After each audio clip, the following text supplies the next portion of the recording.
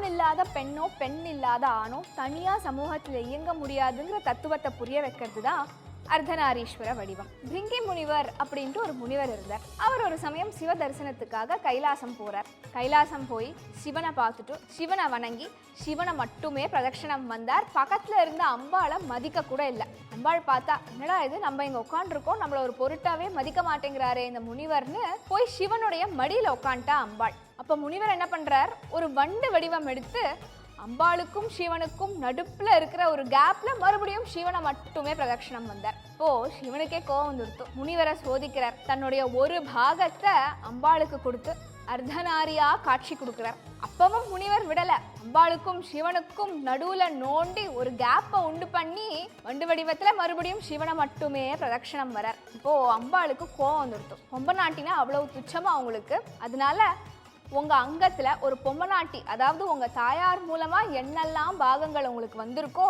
அதெல்லாம் தொலைஞ்சு போகட்டும் அப்படிங்கிற சாபம் விட்டுடுறா. முனிவருக்கு அவரோட தோல் சதை ரத்தம் எல்லாம் மறைஞ்சு போய் நிக்க கூட முடியாம வெறும்னு ஒரு எலும்பு கூட நிக்கிறார். அப்பதான் அவருக்கு அவர் பண்ண தப்ப புரிஞ்சுது. ஓஹோ, தப்பு பண்ணிட்டோமே, ஒரு பிறவிக்கே அன்னையாக இருக்கும் என்னோட தாயாருக்கே இவ்வளவு மகத்துவம் இருந்ததுன்னா இந்த சர்வலோக ஜெகன்மாதாவான அம்பாளுக்கு எவ்வளவு மகத்துவம். தாயார் இல்லைன்னா நான் வெறும்ன ஒரு எலும்பு கூடாதான் நிக்கிறேன். அந்த கண்ணோட்டத்துல அம்பாளை பார்த்தா எல்லா ஜீவராசிகளையும் இயங்க வச்சுட்டு இருக்கா அம்பாள். அம்பாளை மதிக்காம போயிட்டோமேன்ட்டு அப்பதான் தன்னோட தவற உணர்ந்துக்கிறார் முனிவர். இந்த கதை மூலமா முனிவருக்கு மட்டும் இல்ல, நமக்கும் ஒரு பாடம் தான். சக்தி இல்லாத சிவனோ சிவன் இல்லாத சக்தியோ தனியா இயங்க முடியாது.